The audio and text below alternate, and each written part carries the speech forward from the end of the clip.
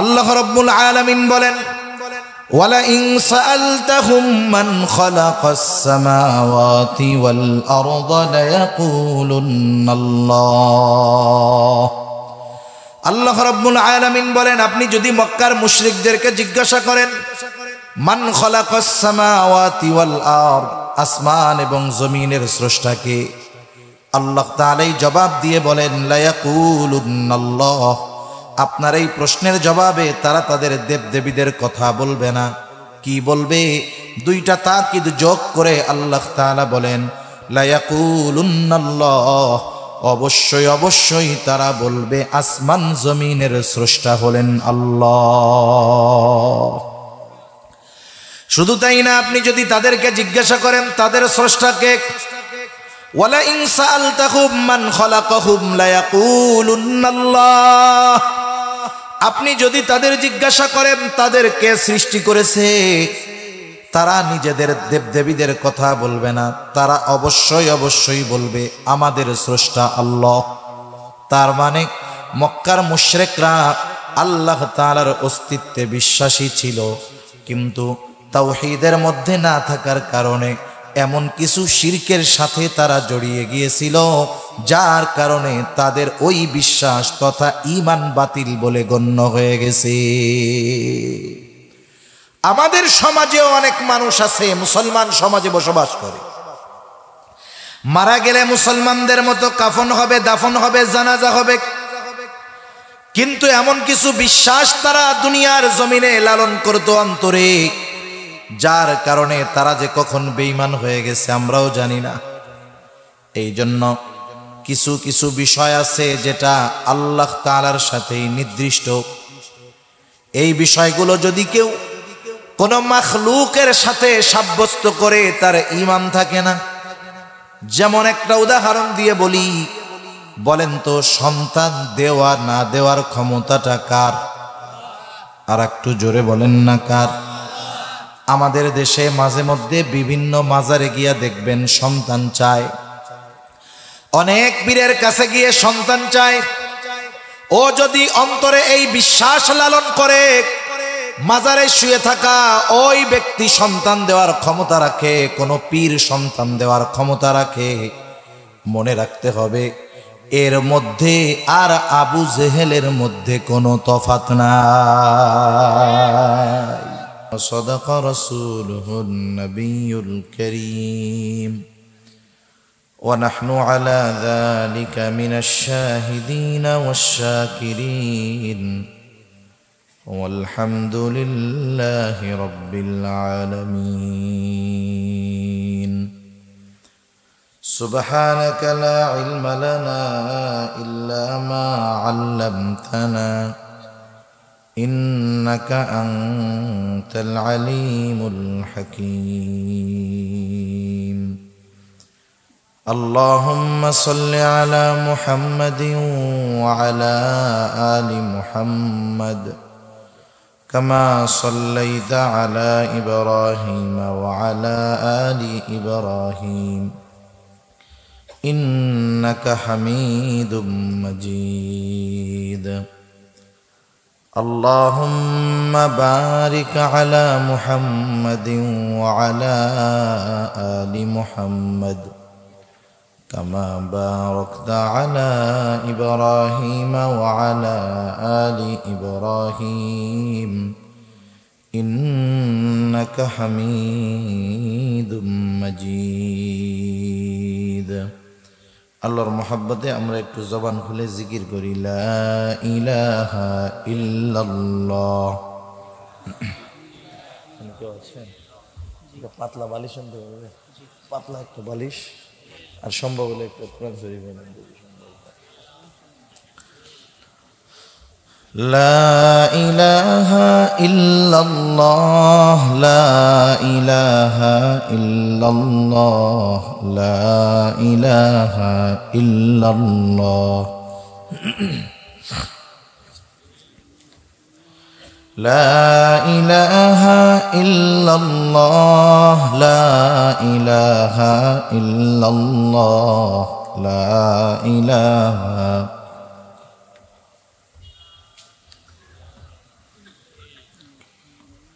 লা ইলাহা ইল্লাল্লাহ মুহাম্মাদুর রাসূলুল্লাহ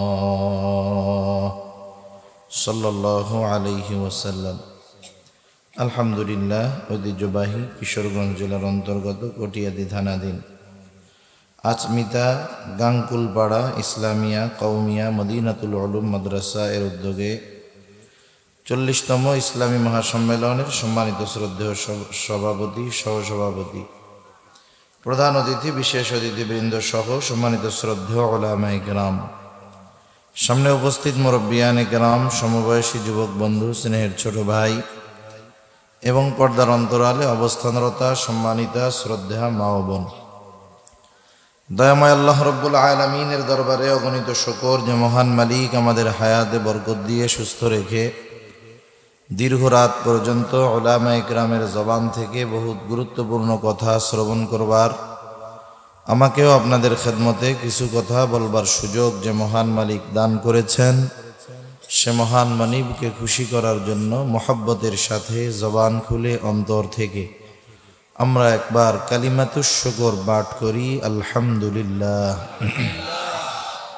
অগণিত দুরুদ ও সালাম সৈয়দুল আম্বিয়া, আশরাফুল আম্বিয়া, খাতামুল আম্বিয়া, ইমামুল মুরসালিন, রহমাতুল্লিল আলামিন মুহাম্মাদুর রাসূলুল্লাহ সাল্লাল্লাহু আলাইহি ওয়াসাল্লামের উপর।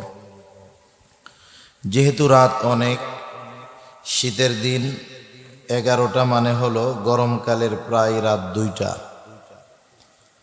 প্রায় রাত 2টা গরমকালের হিসাবে। সেই দীর্ঘ সময় এশার নামাজ হয়তো 7:15 বা 7টার সময় হইছে। দীর্ঘ সময় এক জায়গায় বসে থাকা এটা কষ্টকর ব্যাপার। আর একটা বিষয় হলো, রাত যত বেশি হয় মাহফিলে, অন্যান্যদের অবস্থা যা হোক তা হোক, নামাজিদের টেনশন তত বাড়ে, ঠিক কিনা বলেন? দেখবেন মাহফিলের মধ্যে অনেক জায়গায় দীর্ঘ রাত বয়ান চলতেছে, ওয়াইজ বলে চলবে, শ্রোতারা বলে হ্যাঁ চলবে। কতক্ষণ চলবে? বলে সারা রাত চলবে। যারা গলা ফাটায় বলে সারা রাত চলবে, একটাও ফজরের নামাজ পড়ে না, একটাও ফজরের নামাজ পড়ে না।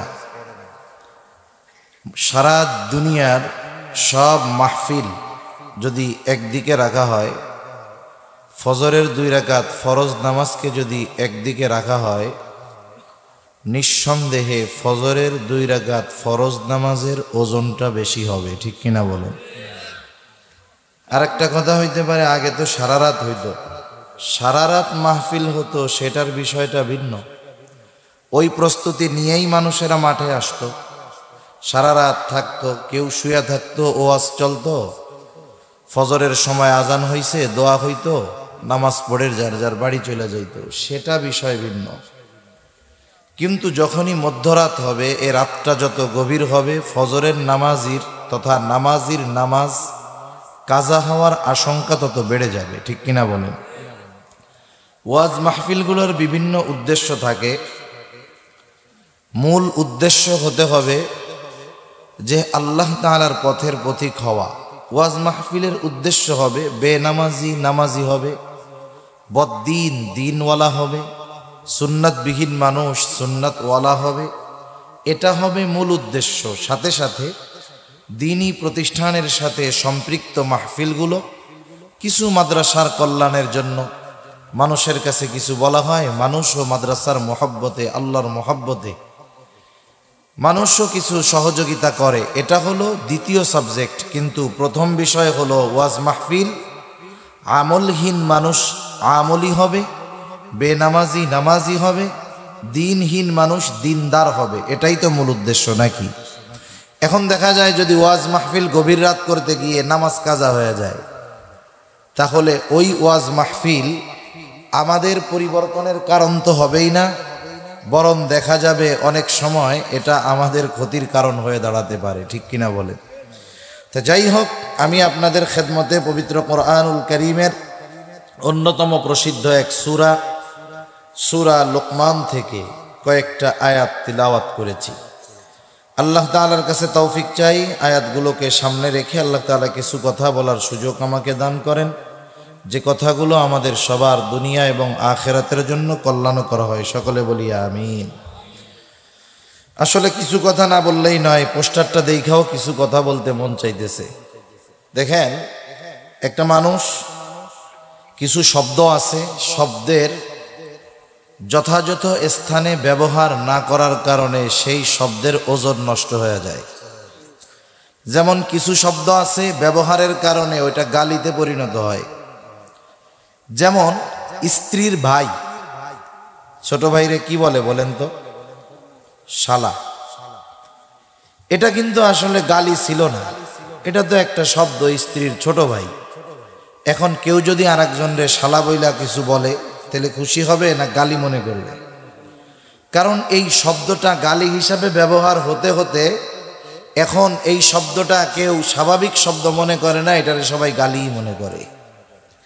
এজন্য শব্দ শব্দের জায়গায় ব্যবহার যদি না করা হয় তাহলে এটা মোটামুটি গালি দেওয়ার মতো হয়ে যায় আর কি। এই যে আল্লামা শব্দ ব্যবহার হয়েছে, এটা কত ওজনদার এক শব্দ, কিন্তু আমরা সাধারণভাবে ব্যবহার করে বসলাম। কাউকে খুশি করার জন্য অতিরঞ্জন করা অথবা মানুষের সামনে তাকে খুব বড় আকারে উপস্থাপন করার জন্য সে যা না তা বলা, এটাও এক ধরনের ভুল, খেয়ানতের শামিল। যদিও হয়তো কর্তৃপক্ষ মোহাব্বত করে লেখছে, বড় মনে করে লেখছে, কিন্তু বিষয়টা করা ঠিক না। আমাদের আকাবিরদের ইতিহাস যদি আমরা পড়ি, দেখা যাবে ওনাদের নামের সাথে কোনো লকব নাই, উপাধি নাই। কাসেম নানুতুবি রহমাতুল্লাহ আলাইহি, আমাদের এই কওমি ধারার মাদ্রাসা যেগুলো, যেই মাদ্রাসাগুলোর মূল হলো দেওবন্দ, এই দেওবন্দি মাদ্রাসার তথা দারুল উলুম দেওবন্দের প্রতিষ্ঠাতাদের একজন হলেন কাসেম নানুতুবি রহমাতুল্লাহ আলাইহি। উনি তো এক জবরদস্ত আলেম ছিলেন। ওনার নামের আগে কেউ মাওলানা বললে উনি মানা করতেন। ওনার নাম প্রসিদ্ধ ছিল মৌলভী কাসেম। প্রসিদ্ধ ছিল কি বলেন তো? মৌলভী কাসেম। উনি নিজের নামের আগে মাওলানা লাগানোটাকেও পছন্দ করেন নাই। কিন্তু এখনের অবস্থা তো এরকম, আমরাও একজনের কণ্ঠ ভালো, একটু কথা কইতে পারে, ফেসবুকে ওয়াজ আছে, ইউটিউবে আছে, আসলে লোক জড়ো হয়, এই গুণগুলো যখন পাই তখন তাকে আল্লামা লাগাইয়া দেই। অনেকে আবার এমনও হয় আল্লামা না লাগানোর কারণেও বেজার হয়, ঠিক কিনা বলেন? তা যাই হোক, শব্দ শব্দের জায়গায় আমরা ব্যবহার করব, নাইলে ওই শব্দের যেই ওজন সেটা ঠিক থাকবে না। বাংলাদেশের প্রথিযশা একজন লেখক মাওলানা জাইনুল আবেদিন, উনি ওনার এক বক্তব্যে এক তরবিয়াতি মাহফিলে ছাত্রদের সামনে উনি বলতেছেন, শীতের সময় কাউকে আল্লামা বলা এটা আমার কাছে ছোটখাটো একটা গালি মনে হয়। একটা উদাহরণ দিলে বুঝতে সহজ হবে। অনেক মানুষ আছে, মানুষ অনেক সময় ছোট পেশার সাথে জড়িত থাকে, কিন্তু তার বুঝ, জ্ঞান, আকল এগুলো কিন্তু কম থাকে না। মনে করেন একজন ভ্যান চালায়, রিক্সা চালায়, আছে না আপনাদের এলাকায় ভ্যান রিক্সা চালায়? ভ্যান চালানোর দ্বারাই যে একটা মানুষ মানবিক দিক দিয়ে ছোট তা না। অনেক শিক্ষিত মানুষ আছে যারা ঢাকা শহরে রিক্সা চালাচ্ছে, গ্রাজুয়েট, লেখাপড়া আছে, কিন্তু এদেশে আপনি যত শিক্ষিত এবং যোগ্য হন না কেন, আপনাকে যদি কোনো আপনার শিক্ষা অনুযায়ী কোনো জব পেতে হয়, চাকরি পেতে হয়, আপনার মামু খালু লাগবে, নাইলে বস্তা ভরা টাকা লাগবে, তাছাড়া হবে না। এইরকম অনেক মানুষ আছে ঢাকায় রিক্সা চালায়, ভালো রেজাল্ট করছে, ফলাফল ভালো, রিক্সা চালায়। এখন কেউ যদি ওই রিক্সাওয়ালারে ডাক দেয় পাইলট, সে তো শিক্ষিত মানুষ, বলেন তো রিক্সা চালায় শিক্ষিত মানুষ, পাইলট ডাক দিলে খুশি হবে না বেজার হবে? সে কি বলবে? ভাই দেখেন আমি রিক্সা চালাই, আপনি আমাকে রিক্সাওয়ালাই বলেন, এতে আমি খুশি হব। আপনি আমাকে পাইলট বলে অপমান করেন না। অথচ পাইলট হওয়ার জন্য কত টাকা লাগে। কেউ যদি বেসরকারিভাবে সিভিল এভিয়েশনের মাধ্যমে পাইলট হতে চায়, তাকে অর্ধ কোটি টাকার মতো খরচ করতে হবে, প্লাস মাইনাস কম বেশি কিছু লাগতে পারে।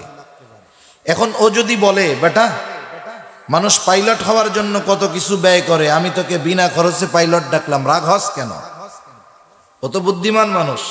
তখন কি বলবে? ভাই চালাই রিক্সা, রিক্সাওয়ালাই বলেন, আমার পাইলট হওয়ার দরকার নাই। এই শব্দে আপনি যদি আমাকে ডাকেন, মানুষ আমাকে পাগল বলবে, আরো অপমান করবে। সেজন্য শব্দের ব্যবহার যথাযথ স্থানে যদি প্রয়োগ না হয়, সেই শব্দ অনেক সময় গালিতে ভূষিত হয়ে যায়। আল্লাহ তাআলা আমাদের সব কিছুর আমানত হেফাজত করার তৌফিক আল্লাহ দান করুন, সকলে বলি আমিন। তা আমি আমার মূল আলোচনার দিকে যাই। আজকের শিক্ষা ব্যবস্থার অবস্থা আপনারা হয়তো ইতিমধ্যে জেনে গেছেন কম বেশি। আসলে শিক্ষা এটা হলো একটা তারবিয়াত। কিছু বিষয় আছে, কিছু বিষয়ের শিক্ষা আল্লাহ তাআলা মানুষকে সৃষ্টিগতভাবেই দান করেন। যেমন হযরত মূসা আলাইহিস সালাতু ওয়াস সালাম যখন ফেরাউনের কাছে দাওয়াত দিতে গেছে, আল্লাহ তাআলার ব্যাপারে দাওয়াত দিছে, আল্লাহর রুবুবিয়তের ব্যাপারে দাওয়াত দিয়েছে। এখন মূসা আলাইহিস সালাতু ওয়াস সালামকে ফেরাউন জিজ্ঞাসা করতেছে, ক্বালা ফামার রব্বুকুমা ইয়া মূসা। ফেরাউন তো নিজেকে বলে যে আনা রব্বুকুমুল আ'লা, আমি হইলাম বড় রব। তাইলে তোমাদের দুইজনের রব আবার কে হে মূসা? তখন মূসা আলাইহিস সালাতু ওয়াস সালাম জবাব দিয়েছেন, রব্বুনাল্লাযী আ'তা কুল্লা শাইইন খালকাহু সুম্মা হাদা। আমাদের রব হলেন তিনি, আল্লাযী আ'তা কুল্লা শাইইন খালকাহু সুম্মা হাদা, যিনি সব কিছু সৃষ্টি করেছেন এবং সকল সৃষ্টিকে যিনি পথ নির্দেশনা দিয়েছেন, হেদায়েত দিয়েছেন, তিনি হলেন আমাদের রব। তাহলে আল্লাহ রাব্বুল আলামিন শুধু সৃষ্টি করেন না, ওই সৃষ্টির পরবর্তী করণীয় কোনটা সেটাও তিনি শিখিয়ে দেন। সুবহানাল্লাহ বলেন। একটু চিন্তা করেন, যখন একটা মুরগি ডিম দেয়, ডিম দেওয়ার পরে অনেকগুলো ডিম একত্রে করে মুরগির তা বা ওম দেওয়া হয়। আপনাদের এলাকায় কি বলে? তা দেওয়া হয়। একটা মুরগি ধারাবাহিকভাবে 21 দিন ওই ডিম তা দেওয়ার পরে ওই ডিমের মধ্যে একটা কি হয়? বাচ্চা হয়। বলেন তো দুনিয়ার কেউ কি ডিমকে ফাটিয়ে ওই ডিমের মধ্য থেকে মুরগির বাচ্চাকে বের করে নাকি? বের করে না। ওই মুরগির বাচ্চা ডিমের মধ্যে থাকা অবস্থায় কিভাবে ডিম থেকে বের করতে হবে মুরগিও শিখায়া দেয় না, দুনিয়ার কোনো মানুষ শিখায়া দেয় না। ওই মুরগির ডিমের মধ্যে মুরগির বাচ্চা কিভাবে বের হবে তাকে যেটা শিখিয়ে দেন, যা লাগে সেটা যিনি শিখিয়ে দেন তিনি কে? আর একটু জোরে বলেন না কে? সেজন্য আল্লাহ তাআলা শুধু সৃষ্টি করেন তা নয়, আল্লাহ তাআলা সৃষ্টিকে পথও দেখায় দেয়। দেখবেন মুরগির বাচ্চা যখন ডিম থেকে বের হয়, ডিমের বিভিন্ন জায়গায় আপনি আঘাতের দাগ দেখবেন না। ও এমন একটা জায়গায় আঘাত করবে যেই জায়গায় আঘাত করার পরে ডিমটা ফেটে যাবে এবং ও বের হয়ে যেতে পারবে। এই যে নিখুঁতভাবে ডিমের কোন অংশে আঘাত করতে হবে, এটা কিন্তু তাকে কেউ শিখায়া দেয় নাই, শিখায়া দিয়েছেন কে? আল্লাহ তাআলা শিখিয়ে দিয়েছেন। এ কথা কেন বলতেছি? সৃষ্টিগতভাবে কিছু বিষয় আছে যেগুলো দুনিয়ার কাউকে শেখানো লাগে না। বয়স এবং সময়ের পরিবর্তনের সাথে সাথেই মানুষ সেগুলো শিখে যায় এবং ওই বিষয়গুলো শেখার যোগ্যতা তাকে দান করেন কে? আল্লাহ। এখন বলেন, যেটা সৃষ্টিগতভাবে আল্লাহ শিখায়া দিবে সেটা তো মানুষের শেখানোর দরকার নেই। দরকার আছে? দরকার নেই। দ্বিতীয় আরেকটা বিষয় হলো, কিছু বিষয়ের শিক্ষা আছে ঘরে, যেগুলো তারা মা বাবার থেকে শিখবে। এই শিক্ষাগুলো সৃষ্টিগতভাবেও আসে না, এই শিক্ষাগুলো প্রতিষ্ঠান থেকেও শিখতে হয় না। ওই শিক্ষাগুলো ঘর থেকে, মা বাবার থেকে, বড়দের থেকে, মুরব্বীদের থেকে সে শিখবে। এইরকম শিক্ষাগুলো শিক্ষা প্রতিষ্ঠানেও শেখানোর কোনো দরকার নেই। আর কিছু শিক্ষা আছে যেগুলো বাসায় থেকে শেখা যায় না, যেগুলো জন্মগতভাবেও শিখে না, ওই শিক্ষাগুলোই প্রতিষ্ঠানে শিক্ষা দিতে হয় এবং প্রতিষ্ঠান থেকে শিখতে হয়, ঠিক কিনা বলেন? যেমন আপনাদের আজকের সম্মানিত প্রধান অতিথি আলহাজ ডাক্তার মোহাম্মদ হাবিবুর রহমান, তিনি একজন ডাক্তার মানুষ। বলেন তো উনি কি সৃষ্টিগতভাবে ডাক্তার হয়েছেন? পরিবার থেকে ডাক্তারি শিখেছেন? তাহলে ডাক্তারি শেখার জন্য ওনাকে যেতে হয়েছে কোথায়? প্রতিষ্ঠানে। ওখানে লেখাপড়া করে তিনি ডাক্তারি শিখেছেন। আচ্ছা, উনি যদি এই ডাক্তারি ঘরে বৈশা বৈশা শিখতেন, ওনার কাছে কোনো রোগী যাইতো না। তাহলে শিক্ষাকে যদি আমরা 3 ভাগে ভাগ করি, একটা হলো জন্মগত শিক্ষা, আরেকটা হলো পারিবারিক শিক্ষা, আরেকটা হলো প্রাতিষ্ঠানিক শিক্ষা। মনে রাখতে হবে, ফ্যাসাদ তো তখনই লাগবে যখন পরিবারের শিক্ষাটা প্রতিষ্ঠান দিতে যাবে, প্রতিষ্ঠানের শিক্ষাটা পরিবার দিতে যাবে, তখন হযবরল হবে, উল্টাপাল্টা হবে, শিক্ষা ব্যবস্থা ধ্বংস হবে এবং ওই শিক্ষায় শিক্ষিত যারা, তারা আগামীতে এ জাতিকেও ধ্বংস করবে, ঠিক কিনা বলেন? কেমনে বিছানায় ঘুমাইতে হয়, কেমনে কি করতে হয়, নির্ধারিত সময় আসলে প্রাপ্তবয়স্ক নারীরা কি করবে, মেয়েরা কি করবে, এসব শিক্ষা পরিবার থেকে হবে। কেমনে আলু ভর্তা বানাতে হবে, কেমনে ডিম রান্না করতে হবে, কেমনে তরকারি রান্না করতে হবে, এগুলো পরিবার থেকে শিখবে। প্রতিষ্ঠান থেকে যেগুলো শিক্ষা দেওয়ার, ওগুলোই শেখাতে হবে। তা না হলে কি হবে? এই যে সংঘর্ষের কারণে লেখাপড়াও হবে না, মান নষ্ট হবে, আগামী প্রজন্ম ধ্বংস হবে, ঠিক কিনা বলেন? আচ্ছা বলেন তো, আপনাদের ছোট ছোট বাচ্চা যারা আছে, স্কুলেও যায় নাই, ওদেরকে কি গরুর ডাক, ছাগলের ডাক শিখায় দেওয়া লাগে? আরে একটু বড় হলেই তো ছাগল দেখা ব্যবা করা শিখে যায়, একটু বুঝতে শিখলেই তো গরু দেখা বুঝে। গরু ডাকে কেমনে? কয় হাম্বা হাম্বা। কাক ডাকে কেমনে? বলে কা কা। এটা 3 বছর বয়সে শিখে। আর আফসোসের ব্যাপার, আজকের শিক্ষা ব্যবস্থায় এই ব্যাঙের ঘ্যাঙর ঘ্যাঙর, সাইকেল চালানো টিং টিং টিং টিং, তারপরে গরুর হাম্বা হাম্বা, ছাগলের ভ্যা ভ্যা ভ্যা ভ্যা, এইগুলো শিখানোর জন্য আমাদের শিক্ষকদেরকে ট্রেনিং দেওয়া হচ্ছে, ঠিক কিনা বলেন? আমি বুঝতেছি না এদেরকে এনারা কি লেখাপড়া শিখাবে, নাকি মানুষগুলো স্কুলে পাঠায়া গরু ছাগল বানাবে, আল্লাহ তাআলাই ভালো জানে। সেজন্য সম্মানিত উপস্থিতি, আমাদের খুব চিন্তা ভাবনা করে আগামীর সিদ্ধান্তগুলো নিতে হবে যে আমাদের এই সন্তানগুলো কোন শিক্ষায় শিক্ষিত করলে বাস্তবে মানুষে পরিণত হবে, কোন শিক্ষায় শিক্ষিত হলে সে আমার জন্য দুনিয়া আখিরাতের সম্পদে পরিণত হবে। এই বিষয়ের সিদ্ধান্ত আমাদেরকে খুব ভেবে চিন্তে নিতে হবে এবং চূড়ান্ত সিদ্ধান্তে পৌঁছাতে হবে যে আমি আমার সন্তান তথা আগামী প্রজন্মকে কোন পথে পরিচালিত করব, ঠিক কিনা বলেন? বাস্তবতা হলো, সন্তানের তালিম তারবিয়াত গড়ে তোলার পদ্ধতি পরিপূর্ণভাবে ইসলাম আমাদেরকে শিক্ষা দিয়েছে।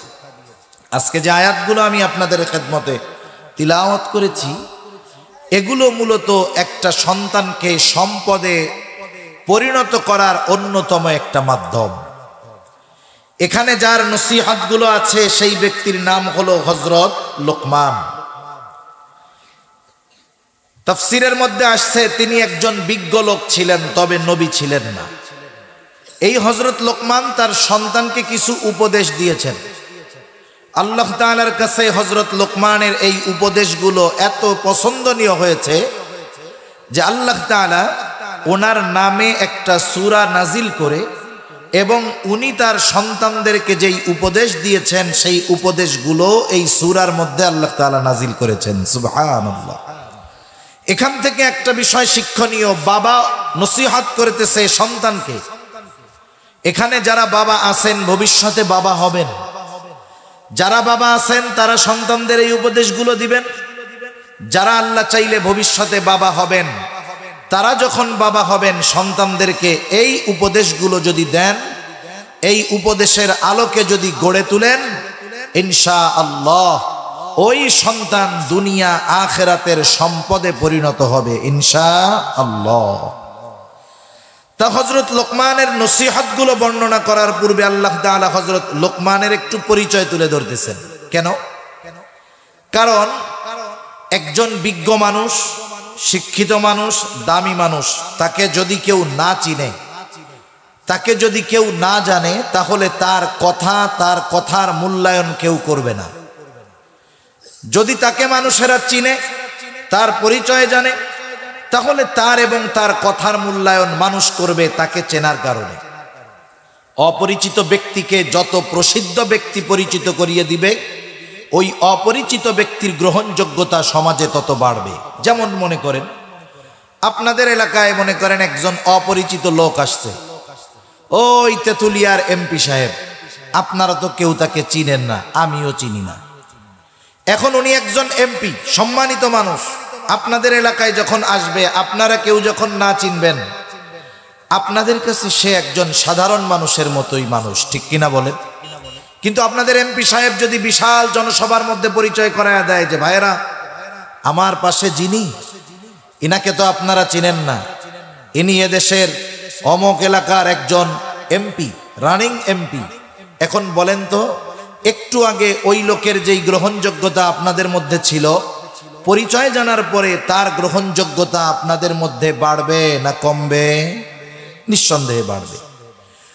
এখন যদি ওই লোকের পরিচয় বাংলাদেশের প্রধানমন্ত্রী করায়া দেয়, বলেন তো, প্রধানমন্ত্রীর পরিচয় করিয়ে দেওয়ার কারণে ওই অপরিচিত লোকের গ্রহণযোগ্যতা আগের চাইতে বাড়বে না কমবে? বাড়বে। হযরত লোকমানের পরিচয় দুনিয়ার কেউ করায়া দিচ্ছেন না, যিনি করায়া দিয়েছেন তিনি কে? আল্লাহ।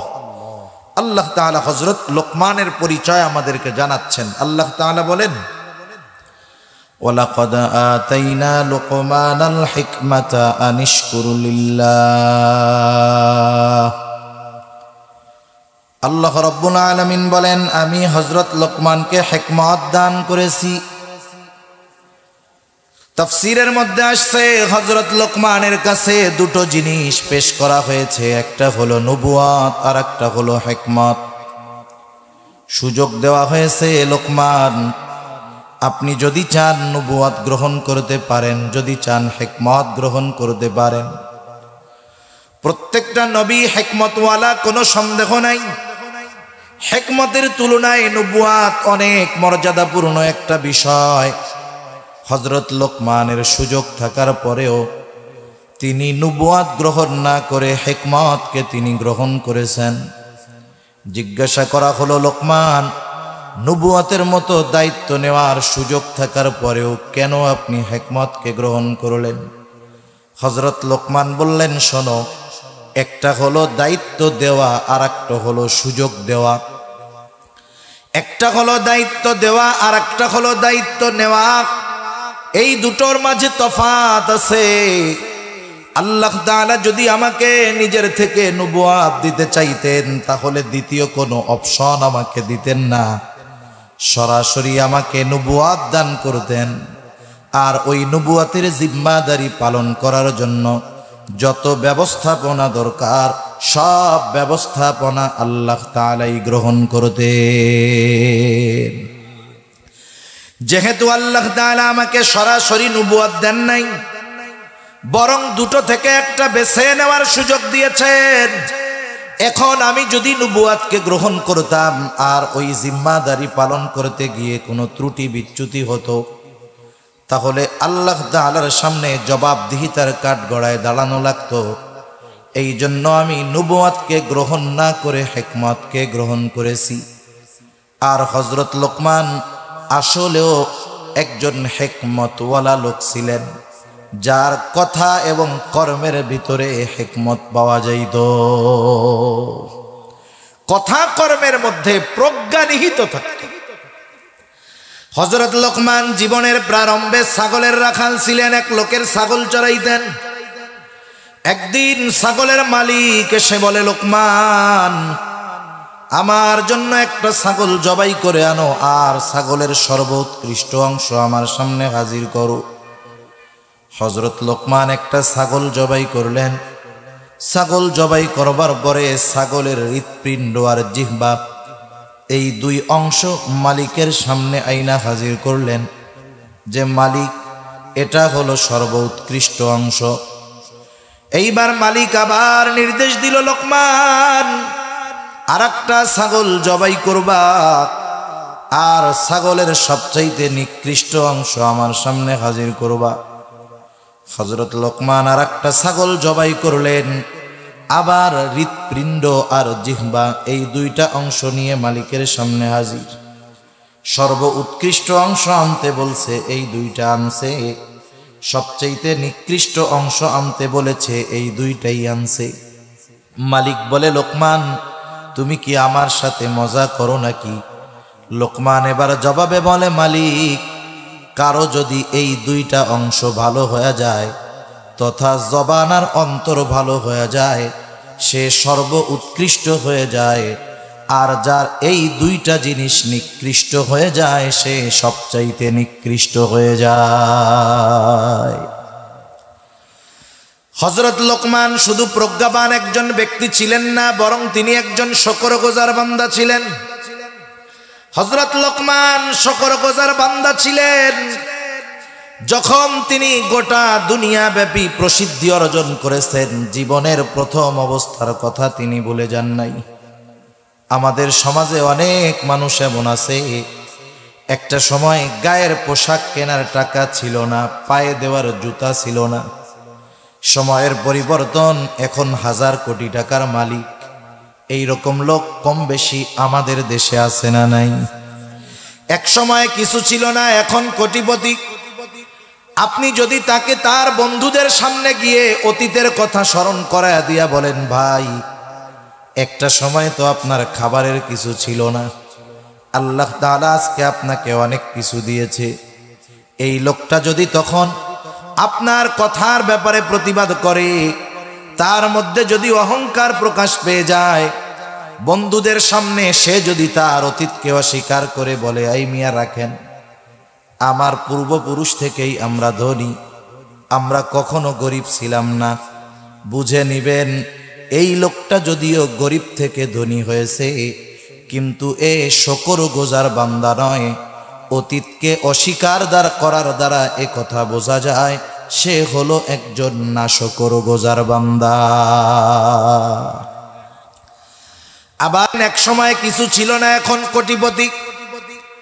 মানুষের সামনে যদি আপনি তাকে তার অতীতের কথা স্মরণ করায় দেন, সে আপনার উপরে ধমক দিবে না, আপনাকে বসায়া দিবে না, চোখ গরম করবে না, বরং সে নমনীয়তার সাথে বলবে, হ্যাঁ এক সময় আমার কোনো কিছুই ছিল না, আল্লাহ তাআলা আজকে আমাকে অনেক কিছু দিয়েছে, আল্লাহ তাআলা অনেক সম্পদ সম্মান দিয়েছে, আলহামদুলিল্লাহ।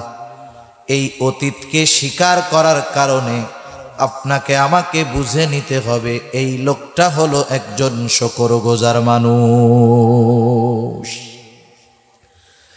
আল্লাহ রাব্বুল আলামিন মূলত হযরত লোকমানের ব্যাপারে বলতেছেন যে লোকমান একজন শুকরগুজার বান্দা ছিল। হযরত লোকমান যখন দুনিয়াব্যাপী প্রসিদ্ধি অর্জন করছে, আজকে তো আমরা ইউটিউবে মোবাইলের মধ্যে দেখি, বক্তা দেখি, প্রসিদ্ধ হলে ভাইরাল হলে আমরা সেখানে গিয়ে জমা হয়ে যাই। ওই জামানা যখন ইউটিউব ছিল না, ফেসবুক ছিল না, মোবাইল ছিল না, ওই জামানায় হযরত লোকমানের কোথাও যাওয়া লাগতো না, বরং দূর দূরান্ত থেকে দৈনিক হাজার হাজার মানুষ হযরত লোকমানের বাড়িতে আসতো হযরত লোকমানের ওয়াজ শোনার জন্য। এখন তো মনে করেন বিশাল প্যান্ডেল বানায়া, মাইক অ্যানাউন্স কইরা, এরপরে বসার ব্যবস্থা কইরা, কত জায়গায় খিচুড়ি দিয়া, অনেক জায়গায় দেয় না মাহফিলের পরে খিচুড়ি, এইটা দিয়াও লোকজন নসিহত শুনতে আসে না, ওয়াজ শুনতে আসে না। চিন্তা করে যদি ভাইরাল ব্যক্তি হয়, হাসাইতে পারবে, কান্দাইতে পারবে, নাচানাচি করতে পারবে, একেবারে বক্তব্য দিয়ে সব উল্টায় ফেলাইতে পারবে, এইটা দেখার জন্য হাজির হয়। কিন্তু ওই সময় দৈনিক হাজার হাজার মানুষ দূর দূরান্ত থেকে হযরত লোকমানের বাড়িতে আসতো ওয়াজ শোনার জন্য। হযরত লোকমান একদিন ওয়াজ করার জন্য দাঁড়াইছেন। ওয়াজ শুরু করার পূর্বে একজন শ্রোতা দাঁড়ায় বলে, লোকমান আপনি ওয়াজ শুরু করার আগে আপনার কাছে আমার একটু প্রশ্ন আছে। হযরত লোকমান বললেন, হ্যাঁ বলো। লোকটা বলতেছি, আপনি কি সেই লোকমান নাকি যে একটা সময় আমার সাথে বাগানে বাগানে ছাগল চড়াইতো? হাজার হাজার মানুষের সামনে প্রশ্ন করছে। বলেন তো ওই হালতটা যদি আমাদের কারো হইতো, এক ধমক দিয়া কইতাম বেটা বয় চুপ করে থাক, ঠিক না? আমি না কইলেও দেখা যাইতো আমার কিছু সাঙ্গ পাঙ্গ যাইয়া ওরে টাইনা বাইর করে সাইজ করে দিতে। কত বড় সাহস, হুজুর এই প্রশ্ন করতেছস? কিন্তু হযরত লোকমান রাগ হন নাই, তিনি সাথে সাথে বলেন, হ্যাঁ আমি সেই লোকমান যে এক সময় ছাগলের রাখাল ছিল, আমি সেই লোকমান। এইবার ওই লোকটা প্রশ্ন করতেছে, লোকমান আপনি এত সম্মানের অধিকারী কেমনে হইলেন? তাফসীরের মধ্যে অনেকগুলো কারণ আসছে। তিনি বলেন, আমি এই রকম সম্মান অর্জনের পেছনে যেই কারণগুলো, স্বল্পে তুষ্টতা, অল্প কথা, এই রকম কয়েকটা বিষয় উল্লেখ করে তিনি বলেন যে হয়তো এই কারণে আল্লাহ তাআলা আমাকে এই সম্মান দান করেছে। এই রকম একজন জগৎ বিখ্যাত ব্যক্তি ছিলেন হযরত লোকমান। সাথে সাথে আল্লাহ তাআলা আমাদের জন্য শিক্ষণীয় বিষয় বর্ণনা করে বলেন, আমি হযরত লোকমানকে হিকমত প্রদান করেছি যাতে সে আমি আল্লাহর কৃতজ্ঞতা প্রকাশ করে। সাথে সাথে আল্লাহ তাআলা বলেন, ওয়ামান ইয়াশকুর ফাইন্নামা ইয়াশকুরু লিনাফসি, যে কৃতজ্ঞতা প্রকাশ করে সে সেটা নিজের জন্যই করে। কারণ কৃতজ্ঞতা প্রকাশ যদি আমরা করি তাহলে লাভ আল্লাহ তাআলার নয়, বরং ওই কৃতজ্ঞতার কারণে লাভ আমাদেরই হয়। এজন্য আল্লাহ তাআলা বলেন, ওমান ইয়াশকুর ফাইন্নামা ইয়াশকুরু লিনাফসি, যে কৃতজ্ঞ বান্দা হয়, আল্লাহ তাআলার কৃতজ্ঞতা প্রকাশ করে, সে সেটা নিজের জন্য করে। শোনেন, মানুষ নেয়ামত পেয়ে কেউ অহংকারী হয়, নেয়ামত পেয়ে কেউ কৃতজ্ঞ হয়। দুনিয়াতে কেউ নেয়ামত পেয়ে যদি অহংকারী হয় তাহলে তার এমন পতন হয় যে একটা সময় তার নাম মুখে নেওয়ার মতো লোক দুনিয়ায় খুঁজে পাওয়া যায় না। আর যদি নেয়ামত পেয়ে কৃতজ্ঞ হয়, আল্লাহ তাআলা যুগে যুগে তার কথা মানুষের মুখে মুখে ছড়ায়া দেয়। সুবহানাল্লাহ বলেন। এজন্য দেখবেন যারা দ্বীনের উপরে পরিচালিত হয়েছে সেই মানুষগুলো ক্ষমতা পেয়েও, শাসক হয়েও এরা কৃতজ্ঞ বান্দা থাকছে।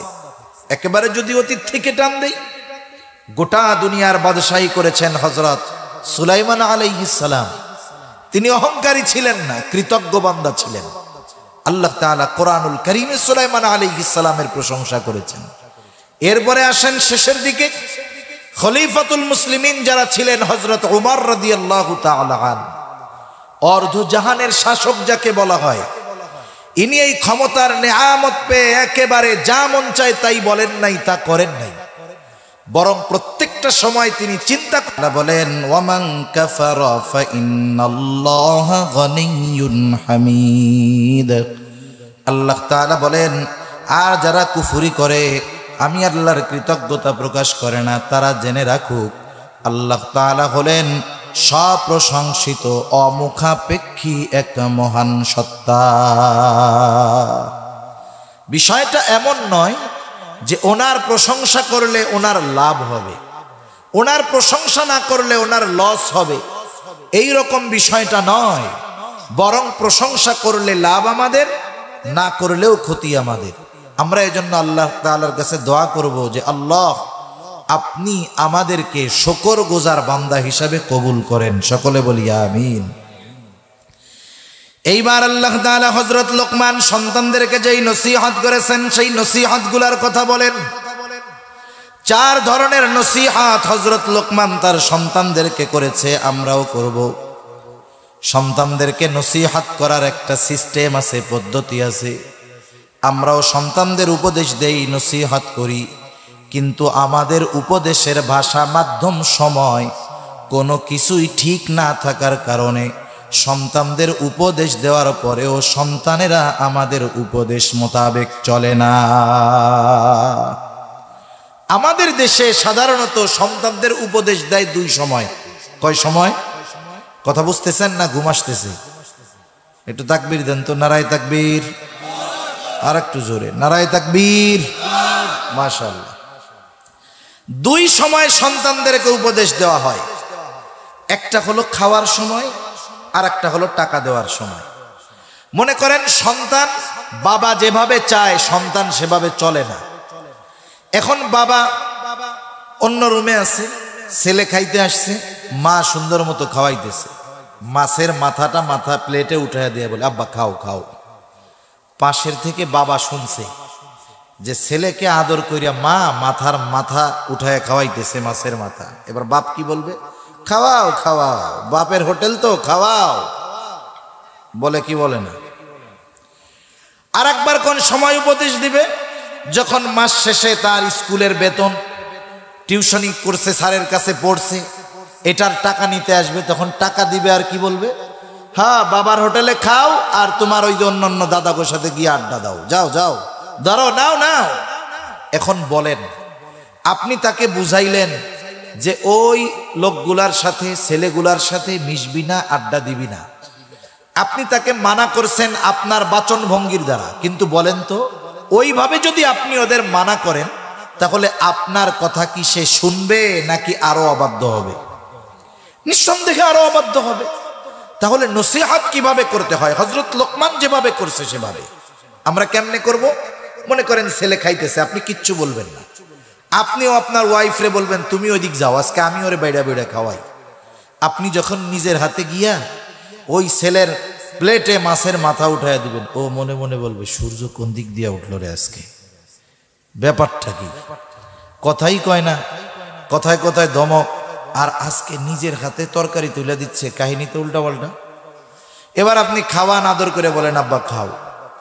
এবার আপনি তারা একটু বলেন তোমার সাথে তো আমার একটু কথা আছে, 10টা মিনিট সময় হবে। এখন বলেন তো ছেলে কি বলবে? যে না আব্বা আমি খুব বিজি আছি, আমার আপনার সাথে কথা বলার টাইম নেই, এরকম বলবে নাকি? সেও এরকম বলবে না, বরং বলবে আব্বা ঠিক আছে। এবার আপনি খাওয়া দাওয়া শেষ, আপনার রুমে আপনি সন্তানটাকে নিয়ে বসেন। আপনি যে কথা বলতে চান তার আগে তাকে এমন কিছু কথা বলেন যে কথাগুলো তার স্মরণ নাই। আপনি তাকে বলেন বাবা তুমি তো আমার সেই সন্তান যে এক সময় দুনিয়ায় ছিলে না, তোমার জন্য আল্লাহ তাআলার কাছে কত দোয়া করেছি যে আল্লাহ আপনি আমাদেরকে একটা সন্তান দেন, যেই সন্তান আমাদের চক্ষু শীতলকারী হবে। আল্লাহ তাআলার কাছে দোয়া করতে করতে একটা সময় আল্লাহ তাআলা তোমাকে তোমার মায়ের পেটে দিলেন। আমরা শুধু অপেক্ষায় আছি কখন তুমি দুনিয়ায় আসবা, তোমার এই চেহারাটা দেখবো আর আমাদের চক্ষুটা শীতল হবে। এক সময় সেই মহেন্দ্রক্ষণ এলো, তুমি দুনিয়ায় আসলা, তোমার মা তোমাকে গর্ভধারণের সব কষ্ট তোমার চেহারা দেখে ভুলে গেল। আমিও আমার হৃদয়ের শীতলতা, চক্ষুর শীতলতা তোমাকে দেখে অনুভব করলাম। আমাদের ধ্যান ধারণা জুড়ে তুমি আজকের এই রক্ত পানি করে উপার্জন, সেটাও তোমার জন্য। ও সন্তান, ওই সময়টা এমন এক সময় ছিল তোমার আনন্দে আমরা আনন্দিত হইতাম, তোমার কষ্টে আমরা কষ্ট পাইতাম। সন্তান সব সময় তোমার মঙ্গল কামনা করি, ভালোটা চাই। সন্তান রে, তোমার কথাগুলো, তোমার কর্মগুলো আমাদের জন্য যেন আনন্দদায়ক হয়, আমরা যেন তোমার মাধ্যমে কখনো কষ্ট না পাই এই আশা করি। বাবারে, তুমি তো আমার কলিজার টুকরা সন্তান। আজকে যখন দেখি তুমি অমুক জায়গায় দাঁড়ায় ওই দুষ্টু ছেলেগুলার সাথে আড্ডা দাও, তখন বাবা আমার হৃদয়ে বড় কষ্ট লাগে। আমার তোমার কাছে একটা অনুরোধ, তুমি আজকে থেকে ওই খারাপ মানুষগুলোর সাথে মিশবা না। বলেন তো আপনি ধমক দিয়া যদি বলতেন ওদের সাথে মিশবি না, আর যদি এইরকম একটু আবেগ দরদ মোহাব্বত নিয়ে সন্তানকে মানা করতেন, বলেন তো প্রথম পদ্ধতিতে কাজ হইতো নাকি দ্বিতীয় পদ্ধতিতে কাজ হইতো? এই জন্য হযরত লোকমান সন্তানকে নসিহত করতেছেন যেই ভাষায়, আরবি ভাষার শাব্দিক অর্থ দ্বারা ওই ভাষার গভীরতা উপলব্ধ করা যায় না, উপলব্ধি হয় না।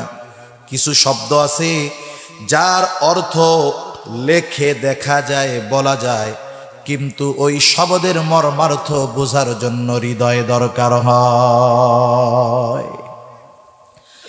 হযরত লোকমান সন্তানকে নসিহত করতেছে। আল্লাহ তাআলা বলেন, ওয়া ইয ক্বালা লুকমানু লিবনিহি ওয়া হুয়া ইয়াইদুহু ইয়া বুনাইয়া লা তুশরিক বিল্লাহ। আল্লাহ তাআলা বলেন, হযরত লোকমান তার সন্তানকে বলতেছে, ওয়া হুয়া ইয়াইদুহু, সে তার সন্তানকে ওয়াজ করতেছে। ওয়াজের ভাষা আসবে দিল থেকে, ওয়াজের কথা হবে হৃদয় ছোঁয়া। হযরত লোকমান সন্তানকে বলতেছে, ইয়া বুনাইয়া, হে আমার বৎস, বাংলায় যদি বলি, ও আমার কলিজার টুকরা সন্তান, লা তুশরিক বিল্লাহ, তুমি আল্লাহ তাআলার সাথে শিরিক কইরো না। আমি শুরুতে বলছিলাম হযরত লোকমান সন্তানকে এখানে 4 ধরনের নসিহত করেছেন। প্রথমটা হলো ঈমান সম্পৃক্ত তাওহীদের শিক্ষা হযরত লোকমান তার সন্তানকে দিয়ে বলেন, হে আমার বৎস, তুমি কখনোই আল্লাহ তাআলার সাথে শিরিক করবা না। শিরিক হলো এমন এক পাপ, কিছু শিরক আছে ওই শিরকের কারণে বেঈমান হয়ে যায়। মক্কার মুশরিক যারা ছিল, এরা কিন্তু আল্লাহ তাআলাকে অস্বীকার করত না, এরা আল্লাহ তাআলাকে স্বীকার করত, কিন্তু তারা এমন কিছু শিরক করত যার কারণে তারা বেঈমান, চিরস্থায়ী জাহান্নামী, কোনো সন্দেহ নেই। এখন কথা হলো, তারা আল্লাহ তাআলাকে স্বীকার করত, এটা আবার কেমন কথা? এটা আমার কথা নয়, এটা স্বয়ং আল্লাহ তাআলা কোরআনুল কারীমের মধ্যে জানায় দিয়েছেন। আল্লাহ রাব্বুল আলামিন বলেন, ওয়ালা ইন সাআলতাহুম মান খালাকাস সামাওয়াতি ওয়াল আরদা লায়াকুলুন্নাল্লাহ। আল্লাহ রাব্বুল আলামিন বলেন, আপনি যদি মক্কার মুশরিকদেরকে জিজ্ঞাসা করেন, মান খালাকাস সামাওয়াতি ওয়াল আরদ, আসমান এবং জমিনের স্রষ্টাকে, আল্লাহ তাআলাই জবাব দিয়ে বলেন, লায়াকুলুন্নাল্লাহ। আপনার এই প্রশ্নের জবাবে তারা তাদের দেবদেবীদের কথা বলবে না। কি বলবে? দুইটা তাকিদ যোগ করে আল্লাহ তাআলা বলেন, লায়াকুলুন্নাল্লাহ, অবশ্যই অবশ্যই তারা বলবে আসমান জমিনের স্রষ্টা হলেন আল্লাহ।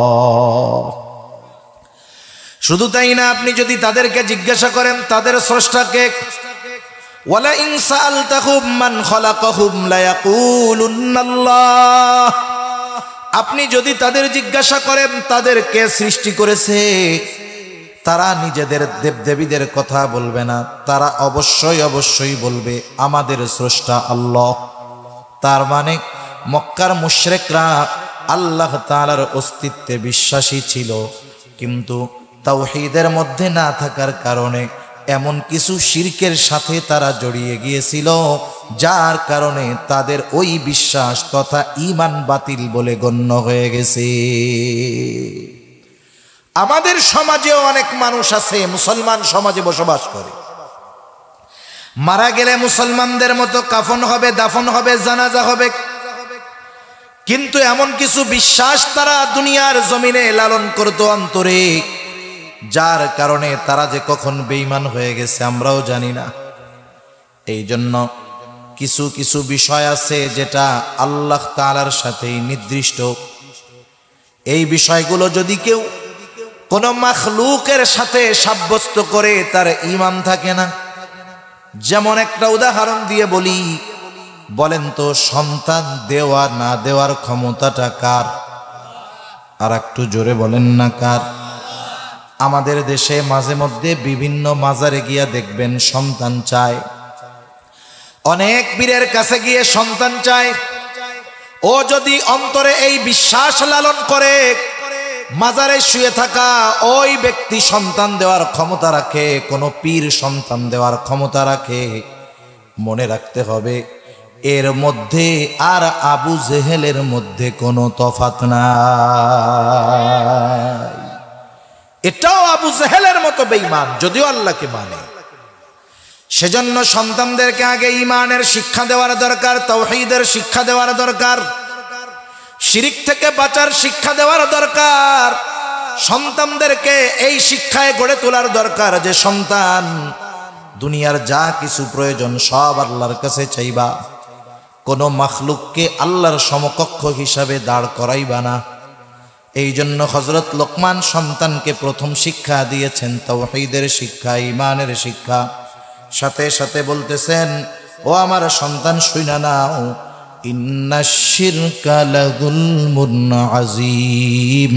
শিরক হলো এক মহা জুলুম, মহা অন্যায়। কারণ আল্লাহ তাআলা সব পাপগুলো ক্ষমা করে দেওয়ার ঘোষণা দিয়েছেন, কিন্তু কেউ যদি আল্লাহ তাআলার সাথে শিরিক করে, তাওবা যদি না করে, ক্ষমা হবে না, ঠিকানা হয়ে যাবে জাহান্নাম। একজন সন্তানের জন্য সর্বোচ্চ কল্যাণকামী হবে তার বাবা। আমরা তো মনে করি সন্তানদেরকে বড় লেখাপড়া শিখিয়ে বড় গ্রাজুয়েট বানাতে পারলে, বিসিএস ক্যাডার বানাতে পারলে আমরা সন্তানের জন্য বড় কল্যাণকামী হলাম। বিষয়টা এমন নয়। আপনি যদি শুরুতে সন্তানকে জাহান্নাম থেকে বাঁচার রাস্তায় পরিচালনা করতে পারেন, ওই রাস্তা যদি তাকে চেনায় দিতে পারেন, তাহলেই আপনি মূলত সর্বোচ্চ কল্যাণকামী অভিভাবক, না হলে নয়। তাহলে 1 নাম্বার শিক্ষা হবে সন্তানদের ঈমানের শিক্ষা। 2 নাম্বার আল্লাহ তাআলার ক্ষমতা, কুদরতের শিক্ষা সন্তানদেরকে দিতে হবে। এই বিশ্বাস তাদের অন্তরের মধ্যে লালন করাতে হবে যে সন্তান, তুমি আমার সামনে যত ভালোই থাকো না কেন, আমার সামনে যতই পাপ কাজ থেকে বিরত থাকো না কেন, তুমি যদি আমার চোখের অগোচরে কোনো পাপ করো, অন্যায় করো, আমি কিন্তু দেখব না। কিন্তু পৃথিবীর যেখানেই তুমি থাকো না কেন, আল্লাহ তাআলা হলেন এমন মহাপরাক্রমশালী, তুমি পৃথিবীর যেখানেই গিয়ে অন্যায় অপরাধ করো না কেন, আমি না জানলেও সেই অন্যায়ের খবর যিনি জানবেন তিনি কে? প্রথমে আল্লাহ তাআলার প্রতি বিশ্বাস, এরপরে আল্লাহর কুদরতের প্রতি বিশ্বাস আনায়ন করাতে হবে সন্তানদের। হযরত লোকমান সন্তানদেরকে সেই উপদেশ দিয়ে বলেন, ইয়া বুনাইয়া ইন্নাহা ইন তাকু মিসকালা হাববাতিন মিন খারদালিন ফাতাকুন ফি সখরাতিন আও ফিস সামাওয়াতি আও ফিল আরদি ইয়াতি বিহাল্লাহ। হযরত লোকমান তার সন্তানকে বলতেছে, হে আমার বৎস, তোমার কোনো আমল, সেই আমলটা নেকের কাজ হোক আর গুনার কাজ হোক, তোমার ওই আমলটা যদি তুমি কোনো পাথরের মধ্যেও করো, আকাশেও করো, জমিনেও করো, তুমি যেখানেই করো না কেন, আর তোমার ওই আমলটা যদি সরিষা দানা পরিমাণ হয়, পাথরের মধ্যে করো আর আসমানে করো আর জমিনে করো, তোমার ওই আমলটা কিয়ামতের দিন যিনি হাজির করবেন তিনি কে?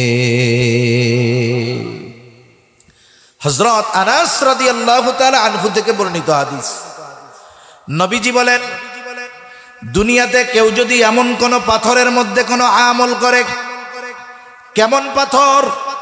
যেই পাথরের দরজাও নাই, জানালাও নাই, যেই পাথরে ঢোকারও ব্যবস্থা নাই, বের হওয়ারও ব্যবস্থা নাই, ওই পাথরের মধ্যে যাওয়াই তো অসম্ভব। কেউ যদি ওই অসম্ভবকে সম্ভব করে ওই পাথরের মধ্যে গিয়েও যদি কোনো আমল করে, সেটা নেক আমল হোক আর বদ আমল হোক, নবীজি বলেন ওই ক্ষুদ্র আমলটা ওই পাথরের মধ্য থেকেও আল্লাহ তাআলা হাজির করবে। একটু চিন্তা করেন, আমি আপনি যদি ছোট থাকতেই সন্তানদের অন্তরে এই বিশ্বাস ঢুকিয়ে দিতে পারি। ছোটবেলার কিছু বিশ্বাস আছে যেগুলো বড় হওয়ার পরেও থেকে যায়। শিশুকালের শিক্ষা হলো পাথরে খোদাই করার মতো। মাঝে মধ্যে আপনারা হয়তো দেখেন খবরে যে অমুক জায়গায় এক শিলালিপি পাওয়া গেছে, পাথরের উপরে লেখা আর কি, এটা 15,000 বছর আগের লেখা, অথচ লেখাটা না বুঝলেও স্পষ্ট দেখা যাইতেছে, হয়তো ভাষা আমরা বুঝি না বিদায় পড়তে পারতেছি না। তাহলে পাথরে খোদাই করা লেখা হাজার হাজার বছরে নষ্ট হয় না। ওই রকম শিশু মননে ছোট থাকতে যেই বিশ্বাস ওই বাচ্চার অন্তরে ঢুকায়া দেওয়া হয়, ও যত বড় হোক, যত পাপাচারের মধ্যে যাক না কেন, ওই বিশ্বাস তার অন্তরের মধ্যে থেকে যায়। ঠিক কিনা বলেন? মাটি যখন নরম থাকে, আগে তো মাটির তৈজসপত্র ছিল, মাটির পাত্রে রান্না হতো, মাটির পাত্রে খাওয়া হতো। এখন কিন্তু মাটির পাত্রে খাওয়া এটা ফ্যাশন হয়ে গেছে। দেখবেন অনেক জায়গায় বড় বড় রেস্টুরেন্টে মাটির খোরার মধ্যে খাওয়ান দেয়। অনেক জায়গায় চায়ের দোকানে কাঁচের কাপে খাবেন 20 টাকা চা, মাটির কাপে খাবেন 50 টাকা। আগে মানুষ এমনিই মাটির গ্লাসে খাইতো, মাটির প্লেটে খাইতো, মাটির পাতিলে রান্না করতো। তখন আর এত রোগ টোক ছিল না। তা যাই হোক, ওই মাটি যখন কাদা থাকে, নরম থাকে, এই মাটির পাতিল টাতিল যারা বানায়, আপনাদের এলাকায় কি বলে? কুমার। দেখবেন কুমার একটা চাকা ঘুরায়, কোনো মেশিন টেশিন নাই, ওই নরম মাটি চাকার উপরে দিয়ে হাতের নিপুণ কৌশলে কত সুন্দর সুন্দর জিনিস সে বানায় ফেলে। এখন ওই কুমার যত অভিজ্ঞ হোক, বলেন তো, মাটি যদি একটু শক্ত হয়ে যায়, সে যত অভিজ্ঞ হোক, সে কি ওই মাটির দ্বারা একেবারে হাতের নৈপুণ্যতা দেখিয়ে সুন্দর সুন্দর পাত্র বানাতে পারবে? পারবে না। আপনি যত ভালো শিক্ষিত অভিজ্ঞ অভিভাবক হন না কেন, আপনি যদি সন্তান ছোট থাকা অবস্থায় দিন না শেখান, আপনি যাই হন না কেন, আল্লাহর ওলি হন না কেন, ওই সন্তান যখন বড় হয়ে অন্য পথের পথিক হবে, আপনি আপনার জ্ঞান দিয়ে, ক্ষমতা দিয়ে ওই পথ থেকে ফিরিয়ে আনা আপনার জন্য সহজ হবে না। এজন্যই বাচ্চাগুলো কাদামাটির মতো, কাদামাটির মতো। এখন যদি ওদের অন্তরে আল্লাহর প্রতি এই দৃঢ় বিশ্বাস ঢুকিয়ে দেওয়া যায়, তাহলে ও যেখানেই যাক এই বিশ্বাস তার অন্তরে থাকবে। যেমন ভাবে পাথরের উপরের লেখা 1000 বছর পরেও নষ্ট হয় না। আরবিতে একটা প্রবাদ আছে, কুল্লু শাইইন ইয়ারজিউ ইলা আসলিহি, প্রত্যেকটা জিনিস তার মূলের দিকে ফিরে আসে। এই বিশ্বাস হৃদয়ে লালনকারী সন্তান বড় হওয়ার পরেও, আল্লাহ না করুক, যদি কখনো পথভ্রষ্ট হয়েও যায়, একটা সময় এই শিক্ষা তাকে আবার তার যথাযথ স্থানে ঈমানের উপরে ফিরিয়ে আনবে ইনশাআল্লাহ। তাহলে সন্তানদের এই শিক্ষা দেওয়া, তুমি যেই আমল করো না কেন, যেখানে করো না কেন, আমি যদিও তোমার ওই কর্মের ব্যাপারে না জানি, কিন্তু জানেন কে? আরো জোরে বলেন না কে? সন্তানকে এই শিক্ষা আমাদের দিতে হবে। কেন? ইন্নাল্লাহা লাতীফুন খবীর, আল্লাহ তাআলা হলেন সূক্ষ্মদর্শী। শুধু তাই না, সব কিছুর খবর তিনি জানেন। তাহলে সন্তানকে 4 শিক্ষার প্রথম শিক্ষা হলো ঈমানের শিক্ষা, দ্বিতীয় শিক্ষা হলো আল্লাহ তাআলার ক্ষমতা কুদরতের শিক্ষা। এইবার যখন ঈমান আর কুদরত, কোন মুফাসসির বলেন দুটোর দ্বারা উদ্দেশ্য হলো ঈমান আকীদা। এই ঈমান আকীদার শিক্ষা যখন ঠিক হয়ে যাবে, এইবার তাকে শিক্ষা দিতে হবে আমলের শিক্ষা। ঈমান আকীদা যখন ঠিক হয়ে যায়, তখন অনেক আমলের দরকার হয় না। এই জন্য নবীজিও বলেন, আখলিস দীনাকা ইয়াকফিকাল আমালুল কলিল, তোমার ঈমান খাঁটি করো, বিশুদ্ধ করো, অল্প আমল নাজাতের জন্য যথেষ্ট হয়ে যাবে। সন্তানের ঈমান আকীদার শিক্ষার পরে এবার তাকে শিক্ষা দিতে হবে আমলের শিক্ষা। ঈমানের পরে সবচাইতে গুরুত্বপূর্ণ যেই আমল, সেই আমলের নাম হলো সালাত, নামাজ। রাসূলুল্লাহ সাল্লাল্লাহু আলাইহি ওয়াসাল্লাম জানায় দেন, তোমরা তোমাদের সন্তানদের 7 বছর বয়স যখন হবে, নামাজের জন্য আদেশ দাও। 10 বছর বয়স নামাজ না পড়লে প্রহার করো, সাথে সাথে তাদের বিছানাটা আলাদা করে দাও। হযরত লোকমান ও সন্তানকে বলতেছে, হে আমার সন্তান, ইয়া বুনাইয়া আকিমিস সালাহ। আমলটা 2 ভাবে হয়, একটা হলো পার্সোনাল আমল, আর একটা হলো সামগ্রিক আমল। পার্সোনাল যত আমল আছে, ব্যক্তিগত যত ইবাদত আছে, এই ইবাদতগুলোর মধ্যে সবচাইতে বড় ইবাদত হলো নামাজ। আর সামগ্রিকভাবে কিছু আমল আছে, সেই আমলগুলার মধ্যে সবচাইতে বড় আমল হলো ভালো কাজের আদেশ করা, অসৎ কাজের নিষেধ করা। তাহলে নামাজ এটা ঈমানের পরে সবচাইতে গুরুত্বপূর্ণ ইবাদত। নবীজিও বললেন 7 বছর বয়সে সন্তানদের নামাজের আদেশ করো, 10 বছরে নামাজ না পড়লে প্রহার করো। বলেন তো, আপনি যদি আপনার অধীনস্থ কাউকে কোনো কাজের আদেশ করতে চান, বলেন তো আদেশ করার আগে ওই কাজটা তাদের শেখানোর দরকার আছে না নাই? আগে শেখাতে হবে, এরপরে আদেশ করতে হবে। তাহলে 7 বছরে যদি আদেশ করতে চান, এই নামাজ শেখাতে হবে আরো আগের থেকে। এজন্য আমাদের উচিত বিশেষ করে সুন্নাত নফল নামাজগুলো বাসায় পড়া। এতে কি হবে, আমাদের মা বোনেরা নামাজ পড়েন ঘরের অন্দরমহলে, ভেতরে। ছোট ছোট বাচ্চা যারা, ওরা ভেতরে পছন্দ করে না, ওরা বাইরে থাকতে পছন্দ করে বেশি। আর পুরুষ মানুষ নামাজ পড়বে ঘরের আধারে নয়, বারান্দায় পড়বে, খোলামেলা জায়গায় পড়বে। যখন ওই বাচ্চা দেখবে তার বাপ নামাজ পড়তেছে মাথায় টুপি দিয়া, ওর গায়ে পোশাক থাকুক আর না থাকুক, টুপি পাক আর না পাক, একটা টিফিন বাটি মাথায় দিয়া টুপি বানাই আব্বার সাথে সিজদা দেওয়া শুরু করবে। ঠিক কিনা বলেন? কারণ বাবা যেই কাজ করে, অভিভাবক যেই কাজ করে, ওই কাজটা যদি খারাপও হয় ছোটরা ওটাকে ভালো মনে করে। আপনি নামাজ পড়বেন, আপনার সাথে সেও নামাজে দাঁড়ায় যাবে। আপনি সিজদায় গেলেন, হয়তো ঘাড়ের উপরে উঠা খেলা শুরু করবে। অনেক সময় বিরক্ত হয়ে অনেকে ধাক্কা দিয়া নামায়া দেয়। না না, ছোট বাচ্চা ঘাড়ের উপরে উঠছে, ঘোড়া বানায় খেলতেছে। আপনি সুবহান রাব্বিয়াল আলা 11 বার পড়তেন, আজকে 111 বার পড়েন, কোনো সমস্যা আছে নাকি?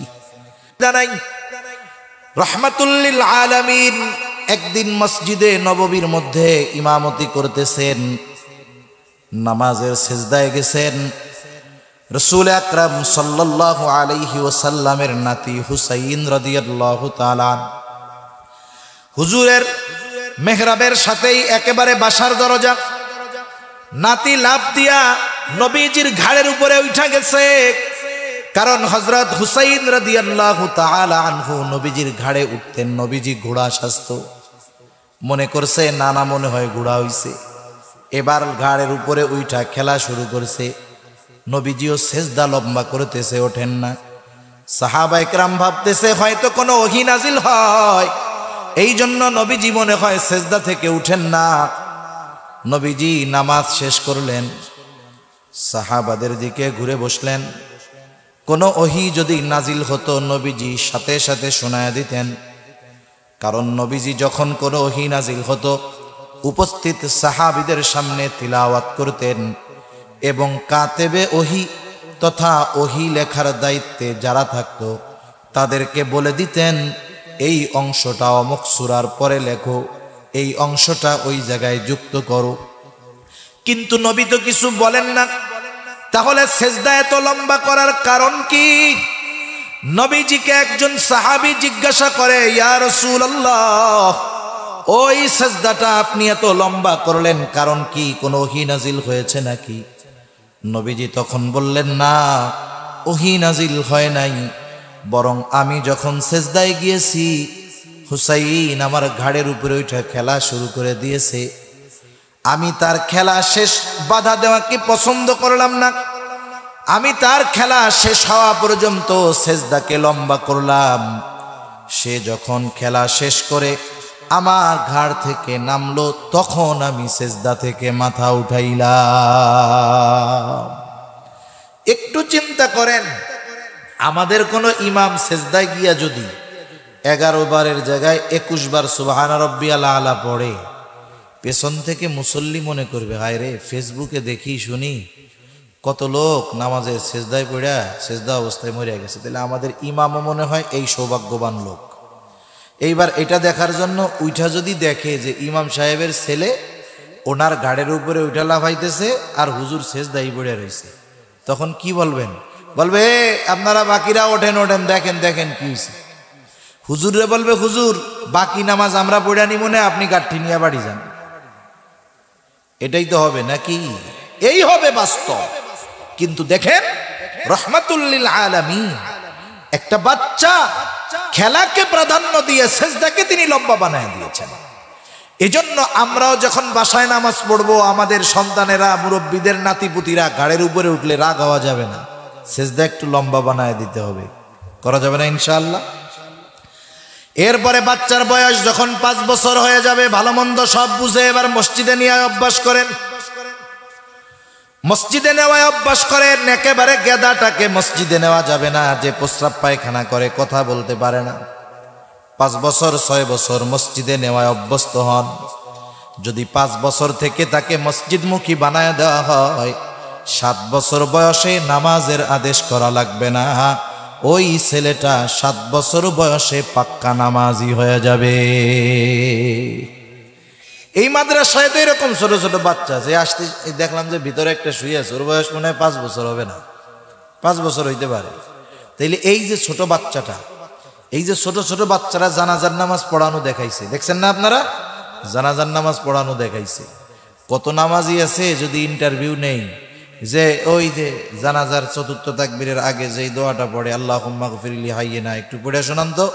কত মুসল্লির মুতু ধরে বসবে, একেবারে দৌড় দিয়ে পালাবে, ডায়াবেটিক্সের চাপ দিবে। অথচ দেখেন ওই ছোট বাচ্চা জীবনের যা কিছু প্রয়োজন সব কিছু পারে। সেজন্য আমার ভাইয়েরা, আমাদের সন্তানদেরকে নামাজে অভ্যস্ত করতে হবে, সন্তানদেরকে নামাজের শিক্ষা দিতে হবে। কারণ আমি নামাজি, ঘরের মানুষ নামাজি, সবাই যদি নামাজি হয়ে যায়, আখেরাতে জান্নাত পাওয়া যাবে, জাহান্নাম থেকে বাঁচা যাবে। ঘরের সব মানুষ মুসল্লি হয়ে যাওয়ার কারণে আসমানওয়ালা রিজিকের মালিক বরকতময় রিজিকও দান করবে। তাহলে হযরত লোকমান সন্তানকে ইবাদতের শিক্ষা দিচ্ছেন। প্রথমে ইবাদত, সন্তান নামাজ কায়েম করো। 2 নাম্বার, আমুর বিল মা'রুফ ওয়ানহা আনিল মুনকার। ও আমার সন্তান, ভালো কাজের আদেশ করো, অসৎ কাজের নিষেধ করো। আমরা হলাম শ্রেষ্ঠ উম্মত, শ্রেষ্ঠ নবীর শ্রেষ্ঠ উম্মত। এটা মৌখিক দাবির বিষয় নয়। শ্রেষ্ঠ উম্মত হিসাবে অভিহিত হব তখন কখন? আল্লাহ তাআলা বলেন, কুনতুম খায়রা উম্মাতিন উখরিজাত লিন-নাস তা'মুরুনা বিল মা'রুফি ওয়া তানহাউনা আনিল মুনকার। আল্লাহ তাআলা বলেন, কুনতুম খায়রা উম্মাতিন উখরিজাত লিন-নাস, তোমরা হলে সর্বোত্তম উম্মত, তোমাদেরকে মানুষের কল্যাণের জন্য বাহির করা হয়েছে। আমরা যদি জিজ্ঞাসা করি, আল্লাহ কিসের মধ্যে মানুষের কল্যাণ? আল্লাহ তাআলা বলেন, তা'মুরুনা বিল মা'রুফ ওয়া তানহাউনা আনিল মুনকার, তোমরা ভালো কাজের আদেশ করো, অসৎ কাজের নিষেধ করো। এর মধ্যেই হলো সবচাইতে বড় কল্যাণ। আর এই কাজ যারা যথাযথভাবে করবে, এরাই হবে শ্রেষ্ঠ মানুষ, শ্রেষ্ঠ উম্মত। তাহলে এই কাজের দ্বারা শ্রেষ্ঠ উম্মত হওয়া যায়। এখন এই কাজ করতে গেলে বাধা, জেল, জুলুম, নির্যাতন আছে না নাই? আছে। যদি সব ভালো কথাগুলো আমরা বলি, আমাকেও জেলে যাইতে হবে। সব খারাপ কাজ থেকে যদি নিষেধ করি, আমাদের উপরে বিপদ আসবে। এজন্য হযরত লোকমান সন্তানকে এটাও জানায় দেয়, সন্তান, ভালো কাজের আদেশ, অসৎ কাজের নিষেধ, এটা কিন্তু কঠিন এক ব্যাপার, বড় এক ব্যাপার। বিপদ আসতে পারে। যখন বিপদ চলে আসবে কি করবা? ওয়াসবির আলা মা আসাবাক, মুসিবত যখন আসবে সবর করবা। ইন্না যালিকা মিন আজমিল উমুর, কারণ এটা হলো এক বড় ব্যাপার, বিশাল বড় কারবারি। এই কাজ করতে গেলে পৃথিবীর শুরু থেকে নিয়ে যারাই করেছে, কিয়ামত পর্যন্ত যারা করবে, এদের উপরে মুসিবত আসবে, এটাই স্বাভাবিক। তাহলে সন্তানের তৃতীয় শিক্ষা হলো ইবাদত।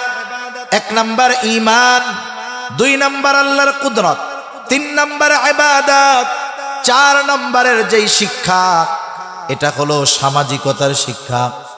মানুষের সাথে আচার ব্যবহার কেমন হবে সেই শিক্ষা। হযরত লোকমান এবার সন্তানকে বলতেছে, সন্তান, ওয়ালা তুসাইর খাদ্দাকা লিন্নাস ওয়ালা তামশি ফিল আরদি মারহা। অল্প সময়, আর বেশি সময় না। আমি চিন্তা করেছিলাম যে এই টাইমের মধ্যে শেষ করব, সেটা পার হয়ে গেছে। হযরত লোকমান সন্তানকে শিক্ষা দিচ্ছে মানুষের সাথে কেমন আচরণ করবা। হযরত লোকমান সন্তানকে বলতেছে মানুষের দিক থেকে মুখ ফিরায় কথা বলবা না। মুফাসসিরিনে কেরাম বলেন এর দ্বারা উদ্দেশ্য হলো মানুষের সাথে অহংকার নিয়ে কথা বলবা না। আজকে তাকায় দেখেন, একজন আর একজনের সাথে কথা বলে, কোনো নমনীয়তা নাই, ভদ্রতা নাই। কিছু বছর আগেও ছোটরা বড়দের সাথে সম্মান শ্রদ্ধার সাথে কথা বলতো, কিন্তু আফসোস আজকে নাতির বয়সী ছেলেটা দাদার বয়সী, নানার বয়সী ওই রকম ব্যক্তির মাথায় লাঠি দিয়ে বাড়ি দিতেও দ্বিধাবোধ করে না। অসভ্যতা এমন পর্যায়ে চলে গেছে যে যত বড় ভার্সিটিতে পড়ে ও তত বড় বেয়াদব হয়। এটা সত্য না মিথ্যা কথা বলেন তো? সত্য কথা। যত বড় ভার্সিটি দেশের তত বড় বেয়াদব, অসভ্য আর বেহায়া তৈরির কারখানা ওইটা তত বড়। আমাদের দেশের শিক্ষা ব্যবস্থা তো শেষ। আদবের শিক্ষা নবীজি দিয়ে গেছেন। নবীজি বলেন মাল্লাম ইয়ারহাম সগীরানা ওয়া লাম ইউক্কির কাবীরানা ফালাইসা মিন্না। নবীজি বলেন যে ছোটকে স্নেহ করে না, বড়কে সম্মান করে না, সে আমার উম্মত নয়। অবস্থাটা কি দেখেন, একজন মানুষ যদি সম্পদওয়ালা হয়ে যায়, গরিব মানুষগুলারে গুনায় ধরে না। চার চাকার গাড়িওয়ালা, রিক্সাওয়ালারে গুনায় ধরে না। মাঝে মধ্যে আমরা এমনও দৃশ্য দেখি, হৃদয় বিদারক দৃশ্য। হায়রে রিক্সাওয়ালা গরিব মানুষ, দুর্বল মানুষ, ওই টাকাওয়ালা তার সাথে খারাপ আচরণ করতেছি। তার ছেলের বয়সী লোকটা ওই বাবার বয়সী লোকের গায়ে নির্দ্বিধায় হাত তুলতেছে। এই ধরনের দৃশ্য সমাজে আছে। আরেকজন ক্ষমতাওয়ালা হয়ে গেছে, অসহায় দরিদ্র মাজলুম মানুষগুলোর উপরে চেপে বসছে। অহংকারের চূড়ায় তারা পৌঁছায় গেছে। কেউ টাকার অহংকার, কেউ ক্ষমতার অহংকার, কেউ শিক্ষার অহংকার। বলেন তো টাকাওয়ালা অহংকার করবে কি নিয়া?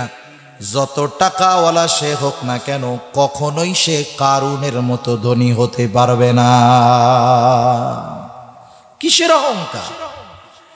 কিসের আমলের অহংকার? যত আমল করুক না কেন, যত ইলম অর্জন করুক না কেন, শয়তানের মতো আবেদ আর ইলম অর্জনকারী কখনো হতে পারবে না।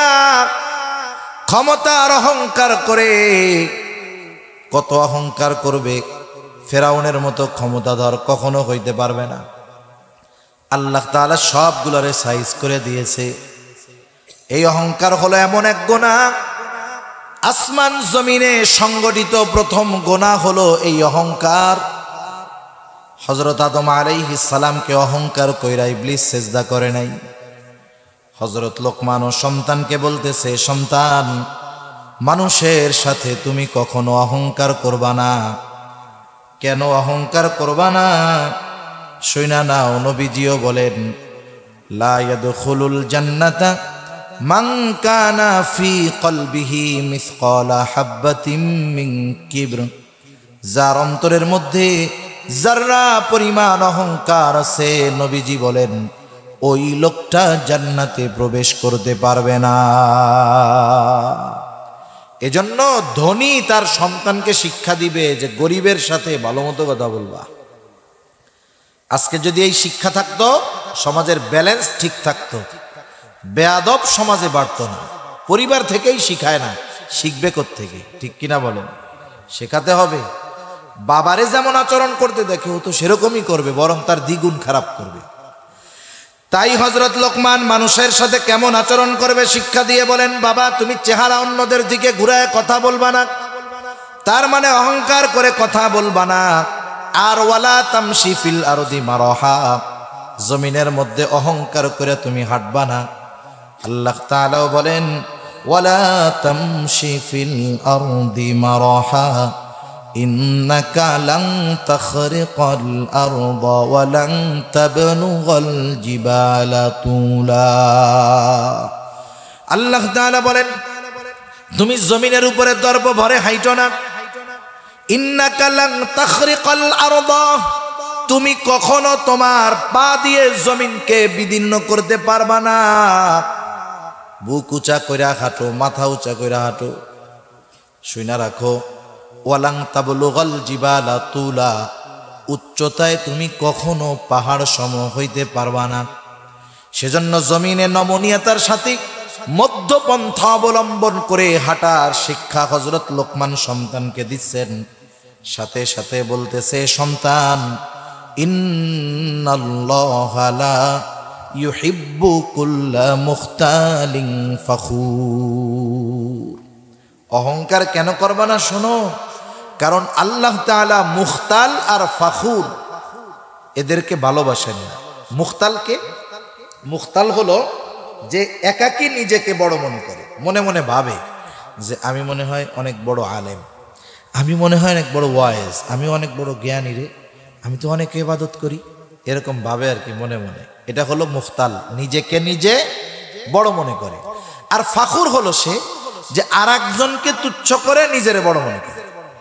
অমুক কি আলেম, আমি ওর চেয়ে বড় আলেম, অমুকে বেটা জানে কি, আমি যা জানি তার দ্বারের কাছেও নেই। আছে না এরকম? ওই যে শয়তান কইছে না, আনা খাইরুম মিন, আরে আমি ওর চাইতে ভালো। ও কি ইবাদত করে বেটা, আমি আওয়াবিন চাষ তেশরাক কোনোটাই ছাড়ি না। আরে ও কি তিলাওয়াত করে, আমি দৈনিক 5 পারা তিলাওয়াত করি। ও কি দান সৎকা করে বেটা, আমি 10টা মাদ্রাসায় দান করি।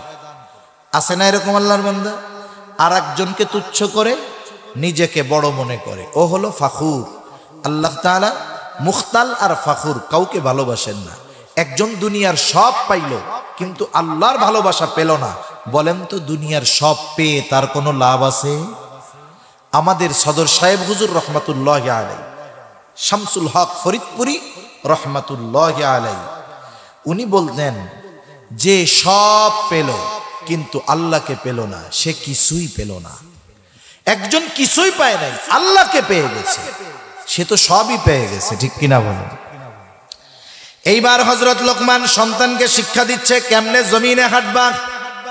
ওয়াকসিদ ফি মাশিকা ওয়াগদুদ মিন সাউতিক ইন্না আনকারাল আসওয়াতি লাসাউতুল হামির। হযরত লোকমান বলতেছে জমিনের মধ্যে মধ্যম পন্থা অবলম্বন কইরা হাঁটবা। ওয়াগদুদ মিন সাউতিক, তোমার কণ্ঠকে তুমি নিচু কইরা রাখবা, বিনা কারণে চেঁচামেচি করবা না। আপনাদের বাজারে মাঝে মধ্যে এলাকায় দুইজনের মধ্যে তর্ক বিতর্ক লাগে, ঝগড়া লাগে, দেখছেন না এরকম লাগে? কে জিতে? যার গলা উঁচা সে জিতে।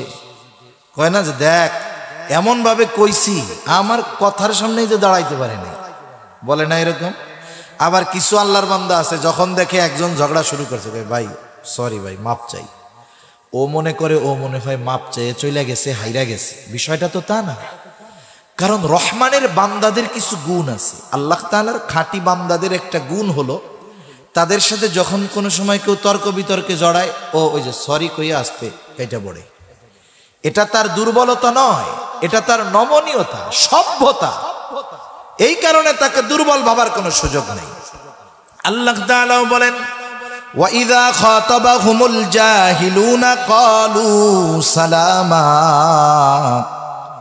রহমানের বান্দাদের গুণাবলীর মধ্যে একটা গুণাবলী হইল যখন কোনো মূর্খ তাকে উদ্দেশ্য করে কিছু বলে, ও বলে সালাম সালাম। এটা রহমানের বান্দার দুর্বলতা নয়, বরং ভদ্রতা, নমনীয়তা এবং সভ্যতা। সেজন্য বিনা কারণে চেঁচামেচি কইরা মিছিল স্লোগান দিয়া আমি খুব পাওয়ারফুল এটা যদি কেউ প্রমাণ করতে চায়, তার এই চেঁচামেচিকে আল্লাহ তাআলা গাধার আওয়াজের সাথে তুলনা করছে। কার আওয়াজের সাথে?